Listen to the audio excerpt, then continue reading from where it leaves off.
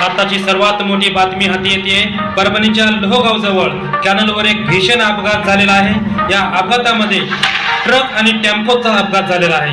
या अपघातामध्ये लिमला येथील एका युवकाचा जागीच मृत्यू झालेला आहे। या प्रकरणी ताडकळस पोलीस स्टेशनमध्ये गुन्हा नोंद करण्यात आलेला आहे। आमचे प्रतिनिधी फिरोज पठाण आपल्यासोबत जोडले गेले। फिरोज, काय माहिती मिळते अधिकची?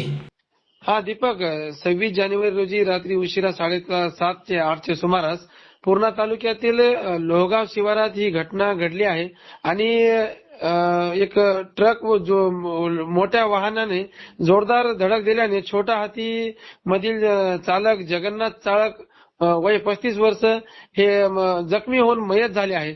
अपघात एवढा भीषण होता दीपक की घटनास्थळी पाहता की छोट्या हातीचे 3 तुकडे झाले होते आणि वाहतूक ठप्प झाली होती। एवढा जमाव तिथे जमला होता। ताडकळस पोलीस स्टेशनला कळतात दीपक, ताडकळस पोलीस स्टेशनची चांगली कामगिरी तिथं बघायला मिळाली आहे, कारण की स्पॉटवर लवकर पोहोचून त्यांनी जमावाला दूर करून ट्रॅफिक चालू केलेली आहे। आणि खूप खूप धन्यवाद फिरोज दिलेल्या माहितीबद्दल।